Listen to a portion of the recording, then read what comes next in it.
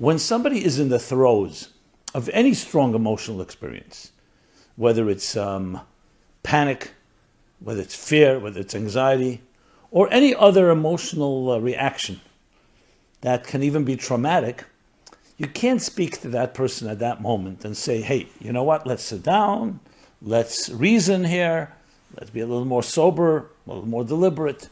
Because emotions by definition, and this is vital for us to all know, emotions by definition take hold of us.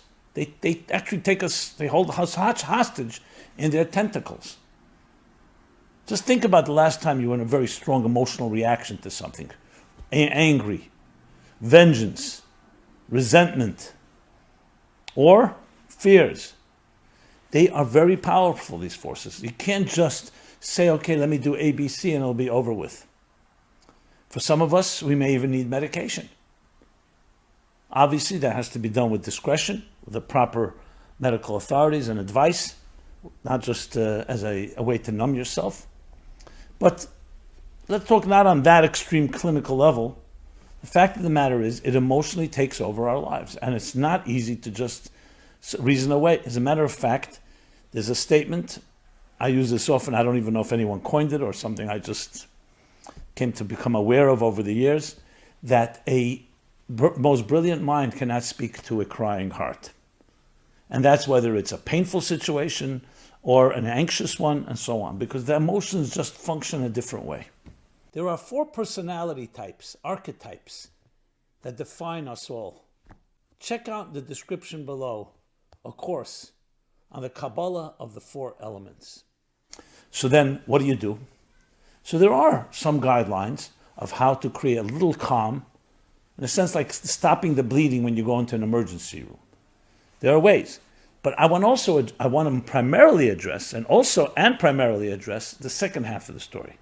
Not when you're in the throes of it, but when you can step back, when you can either look back at the last time you had an anxiety attack, or some fear, or even a fear that's right now dormant within you, but perhaps not so powerful, and to anticipate what will come ahead.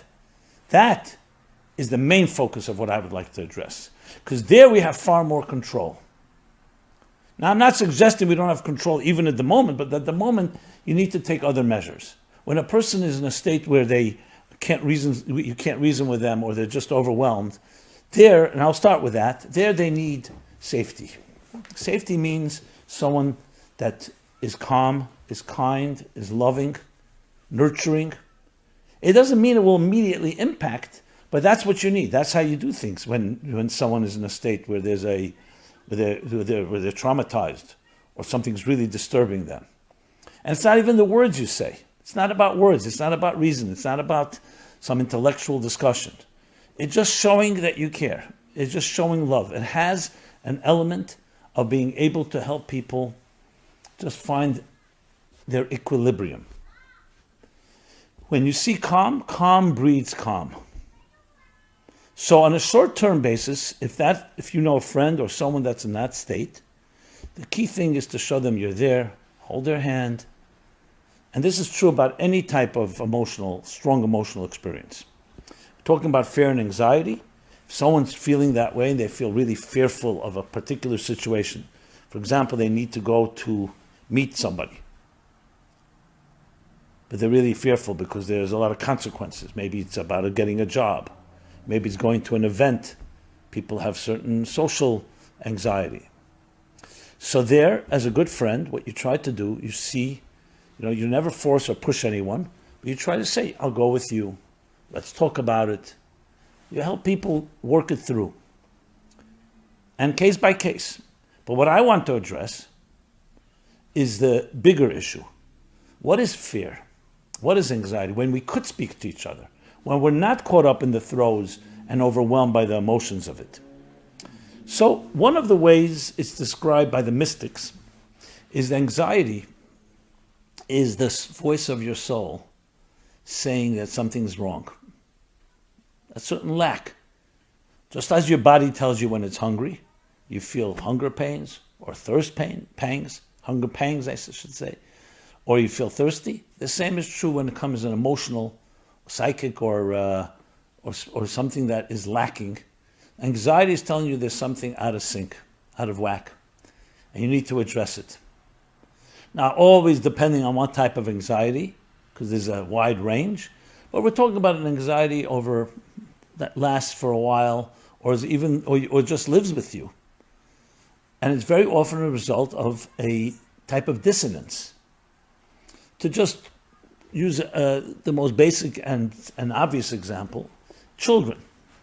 When children feel secure and they feel safe and they feel cared for in their homes, tucked into bed, wake up at a certain time, have a schedule, knowing their meals are there, and they know there's the parents, the father and mother are there for them. Their siblings are there. What does it do? They feel they belong. It's like a bird in a nest. There's a certain seamlessness. That, of course, is the antithesis to anxiety. But what happens if your father or mother, I'm talking about you're the child, said they were coming home that night and they didn't come home? So what happens? You start worrying. You look out the window, start calling. What's happening? Because something's being disrupted. It's not the seamless flow.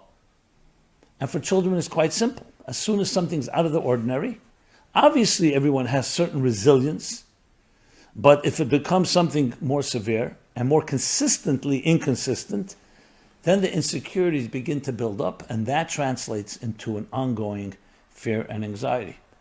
Because that which you expected, that which you relied upon, that which gave you security is no longer there for you.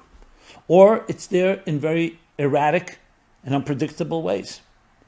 People who talk about a parent that was abusive, let's say an alcoholic parent, an absentee parent, the main thing was the unpredictability. I don't know, this man, one day he loves me, the other day he disappears, the next day he's angry and hurting me.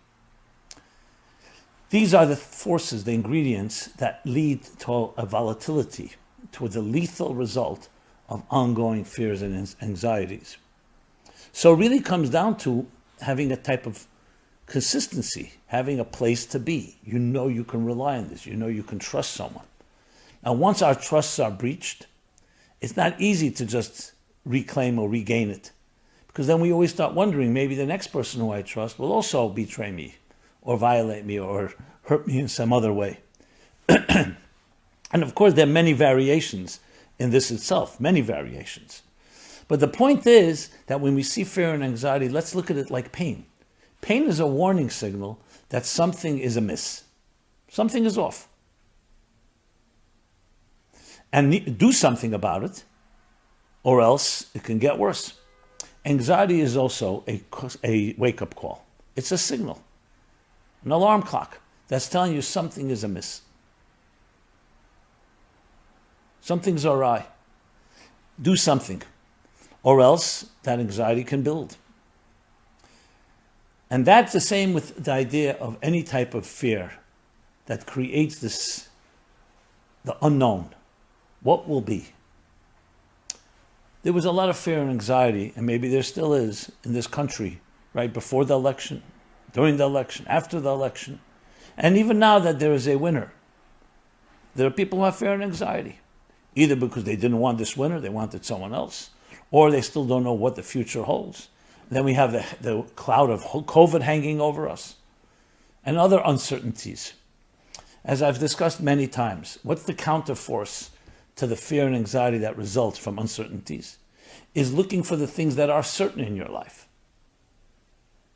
Holding on to them. The fact that other things are uncertain, that's part of life. But if you have foundations that are unwavering, you hold on to them.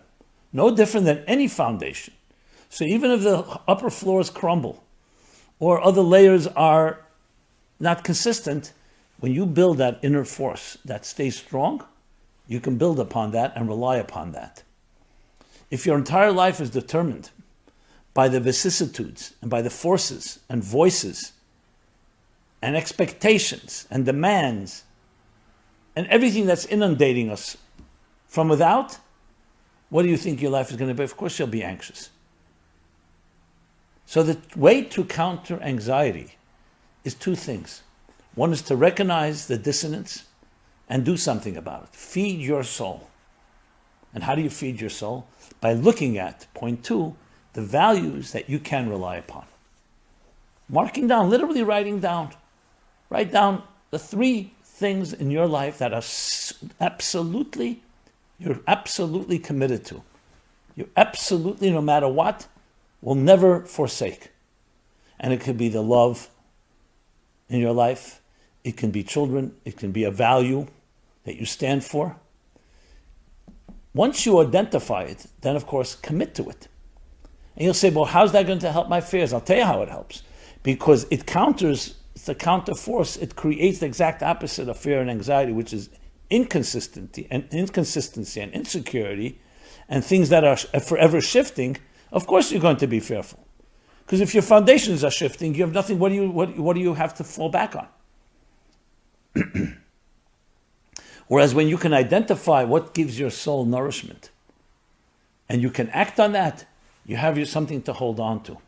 And that absolutely does not eliminate the fears you may have, but it gives you enough strength to begin to rebuild, to begin to reinforce, to build upon. The second thing is who our friends are. Never underestimate what a friend can do for you and what the friend can also not do for you. If people around you are fearful and anxious, rest assured that's not going to feed your security. It'll usually make you fearful and anxious as well. Find people who have that solid grounding, those coordinates that you know you can depend upon. Not to live through them, not to be a crutch for you, but maybe for the short term, yes, someone to lean on. And more importantly, someone that inspires because they have that attitude. That's probably the single most powerful force in life that we do not access. Because what happens is when we have that fear and anxiety, we isolate ourselves. So not only don't we find and turn to people that can help us, we actually feel no one will want to be around me. No one can understand what I'm going through. The loneliness and isolation that comes with fears and anxieties. So the point is, no, you have to find a way to not allow yourself to retreat into your own inner fears or inner sanctum or inner insecurities. Find those people that you can speak to. You'd be surprised. They will not reject you. If someone's ready to reject you, then it's not someone you want to rely on anyway. You'd be surprised what you can discover. And point number 3. Point number 3 is find things to read or listen to. Music, poetry, literature, that feed your soul. With that, when you read it, you feel like a fish in water. You just feel soothed. Now again, does that eliminate? It doesn't eliminate, but it gives you the resource to counter it. Remember, one of the most painful and most difficult parts of fear and anxiety is that they're invisible. Invisible enemies are the worst. A visible enemy, at least you see it, you can identify it, it may be powerful, but fear and anxiety have that insidious type of voice, just undermine you from within. And they're not loud and strong necessarily. There are fears that are, but many are not. They're just very subtle, very sublime in its own way, but at the same time, like a cancer, undermines, weakens. You see it in the inability to make a decision, or make a commitment. So invisible enemies are very difficult to deal with. So how do you deal with something that's invisible? You need to shine the light on it. So you can't shine the light on fear, but you can shine the light on yourself by becoming involved in something that is positive. Yes, you're going to have the voice of fear trying to weaken you and say, you're not worthy, you're not capable. But when you shine light, when you bring in light into your life, positive things, as I said, music, art, anything. Today online, there's so many beautiful options. Stay away from the things that are dark, that evoke dread, unknowns, partisan battles, these conflicts that have no significance in our lives. Focus on things that empower you, make you feel calmer, soothe you. The more you introduce that into your life, like light dispels darkness naturally, so too unwavering values, beautiful and soul-stirring melodies, writings. What they do is they introduce light. And when light and warmth is introduced, automatically you become warmer, in contrast to the coldness of fear and anxiety. Automatically you become more illuminated as opposed to the darkness and the confusion that fear sows in our lives. And finally, point number 4, be consistent about it. Don't just do it sporadically, the positive. Be consistent. It has that impact, the continuous and exponential effect of ongoing light and warmth, of ongoing certainties, values that you know are unwavering, have a tremendous effect, not when you do it once or twice, when it's consistent day after day and week after week. It accumulates and it builds something. It builds a strong foundation upon which you can build your life. When you don't have that, what are you going to become? You'll become a victim, unfortunately, to whatever is there for you. And often it's something that is absolutely temporary, impermanent. Impermanence cannot lead to any type of natural security. Because by definition, something that's impermanent means it's shifting. So relying on something that you don't know where it will be tomorrow. How can that add to our psyche, the psyche of the human being who is fearful in the first place? Don't hesitate to speak to someone about this. Open yourself up. I don't mean you have to go out in the streets yelling about it. Open yourself up. One of the things fear, as I said earlier, thrives is in darkness. What's darkness? Darkness doesn't just mean the lights are off. Darkness means that you're isolated. You're not speaking to anyone. There's no fresh air. Like any infection begins to fester when it doesn't have open, fresh air. What's the psychological parallel to that? To speak, to share, to break the silence. And you suddenly realize it's not so terrible. Now some of us have fear of breaking the silence. Will I be judged? Will I be accepted? Will I be rejected? So there is, of course, fear around your fear. But you have to break the hold. You have to break the silence, and you have to open yourself up. And the final point I want to make is, whenever fighting any negative, it's always good to look ahead. What do you stand to gain? To look to the top of the mountain. At the top of the mountain lies a panorama, a horizon of beautiful potential, beautiful harmony. Think of the moments in your life where you really felt you belonged, the moments in life when you really felt that type of love, compassion, nurturing. What you stand to gain is to live a life that's not driven by fears and insecurities, decisions that are not haunted by anxieties, but rather a certain inner confidence that no matter what you come to encounter, you can handle, because it's coming from that inner place. You know, I have a mission in this life. I have a calling. I have an indispensable value to present, to contribute to the world. And that is a given, an absolute given. That counters those negative forces. To be the real you, the way you were always meant to be, to shine. Not just damage control, of saying, okay, another day passed and I didn't get hurt, but to shine. To allow others to hear your song, your voice, which has a uniqueness that no one else on earth and ever lived, ever will live, can produce but you. Be around people who believe that. This is what makes my work, my life, absolutely meaningful. Because I firmly believe that you, wherever you may be, whatever situation you're in, even if you are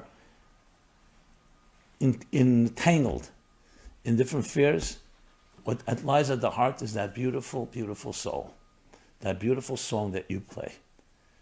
And there's no greater gift to be able to be part of this symphony.